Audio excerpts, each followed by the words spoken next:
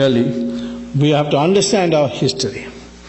But we also have to understand the threats to our civilization that is coming place. And we have to have a united response to it. In private conversation, everybody talks to me about Muslims and the danger they pose and so on. Well, I suppose they are looking at this terrorism all over the world, and they are not ready like other people to make a distinction. And they generally say in a generic term the Muslims are terrorists, etc.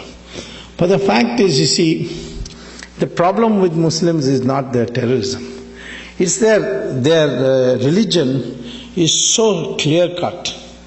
And in a sense we should admire it because they know their mind. We Hindus are the people who don't know their mind. It's like Arjuna sitting in the middle of Mahabharata, in Kurukshetra, saying, "Shall I kill my brother? Shall I not kill my brother?" Or when Karna was down repairing his chariot, and he said, "Shall I kill him now? Is it proper for a Kshatriya to kill him?" Krishna had to tell him each time that he has to do it.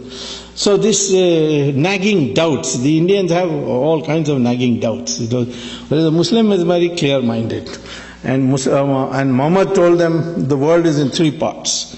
And the Muslim behavior must be different for each of those parts. First part, he said, is Darul Islam. Darul Islam is where the Muslims are in power. They are in majority, they are in power.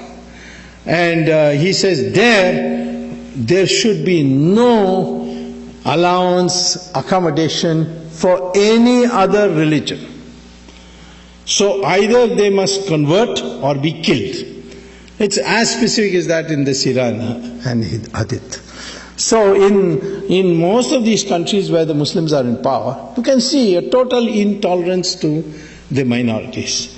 In Saudi Arabia, we have so many Hindu workers there. Can they celebrate Diwali in Saudi Arabia? No. Can they build a Hindu temple like you are able to build here in the United States? No.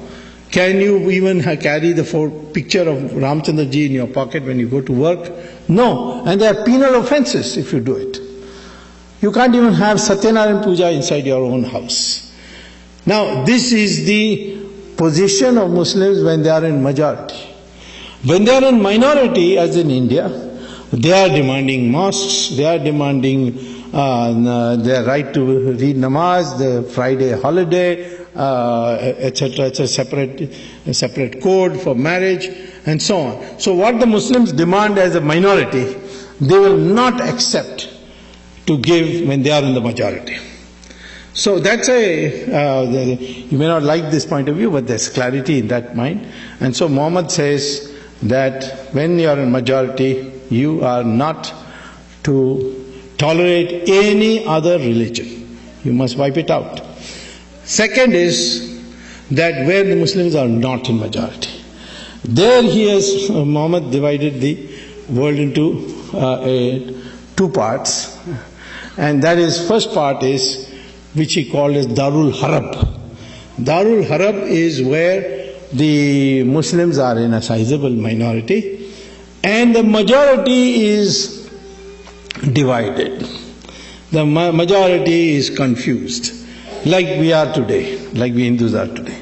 There Muhammad says that the job of the Muslims is to go on demanding more and more concessions by acting collectively and ultimately reach a point where they are able to transform that the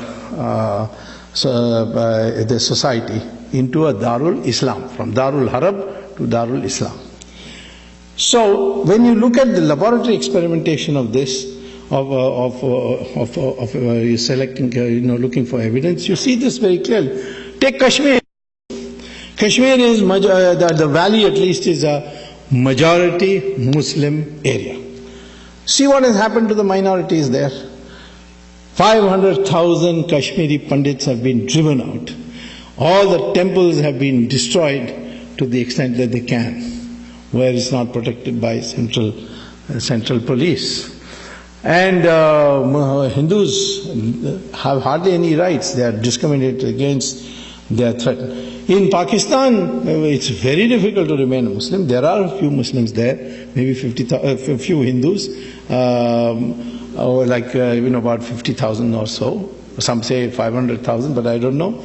But those who come from there tell horrible stories of what happens to them.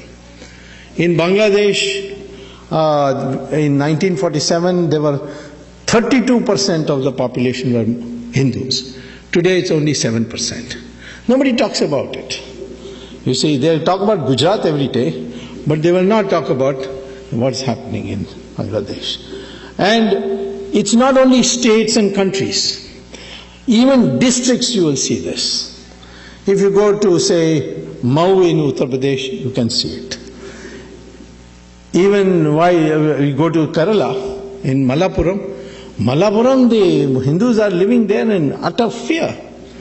And they invited me recently to address a meeting, and I did go.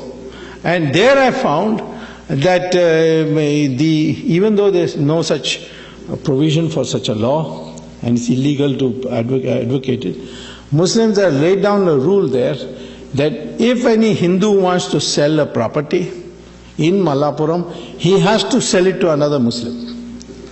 So this is, you can see in a district.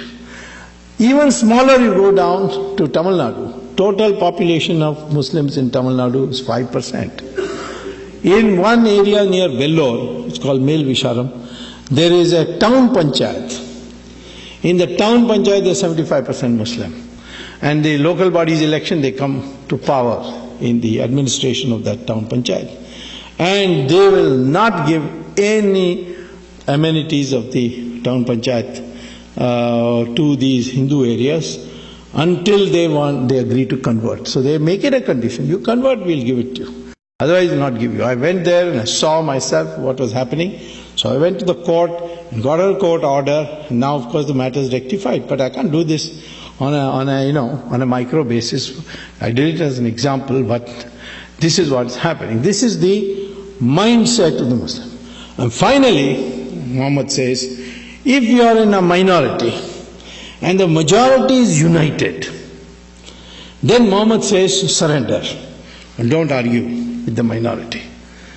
And that's what we see in countries where the majority is united. Australia, one day, Imam said that, I can't, it's intolerable to have a uniform civil code with the Christians in Australia. We need our own Sharia.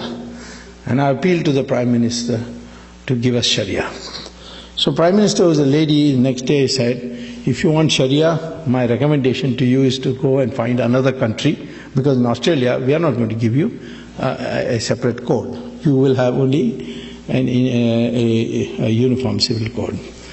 Now, immediately the following day, all the Muslim organizations passed a resolution saying that this Imam is an idiot or is an imbecile, he doesn't represent us. We are very happy with uniform civil code.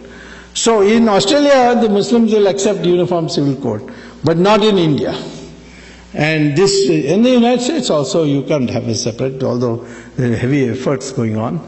So where the majority is united, the Muslim population is advised by Sirah and Hadith to cooperate, collaborate, capitulate to the majority. And I think there's a lesson for us in that unity. What is the problem today in India? There are all the time of accusation that politicians are, appeasing the minority, they are appeasing them to get votes, it's vote bank politics, so on. Well, I have talked to those politicians, like Maulam Singh, and I told them, what is this that you are doing? So he said, well, I can't get elected unless the Muslims vote for me. Because the Hindus will only vote, only Yadavas will vote for me. Others will not vote for me. So therefore I have to appease them.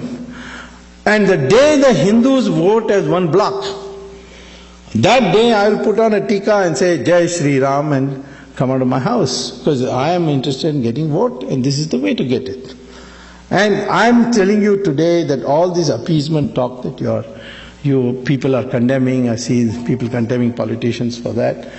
I am telling you that the day the Hindus will unite, all these politicians will change around. And they will start talking in terms of Hindus and what should be done for them.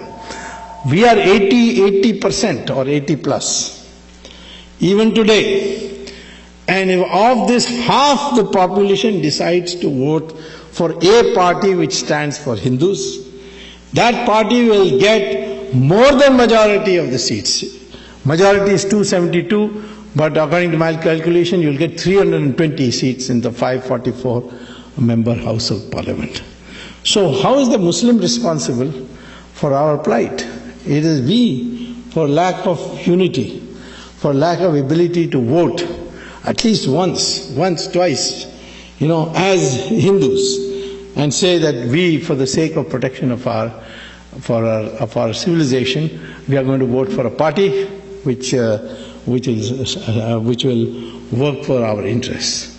Certainly that party cannot be Congress, because the Congress today has been taken over by Sonia Gandhi, who is answerable only to the Vatican, and she promotes Christian missionary activity. We are not against Christians. Christians can propagate as much as they like in India, but we don't want foreign missionaries to come here to India and poke their noses into our internal affairs. But she abets them, she brings them, so obviously voting for them is useless. The only grouping which can possibly work for Hindu interests would be the NDA, and there of course I'm hard at work. Certainly I can tell you, if both Modi and myself get together inside I'm already there, but in terms of decision making, there should be no doubt in anybody's mind that Hindu interests will not suffer.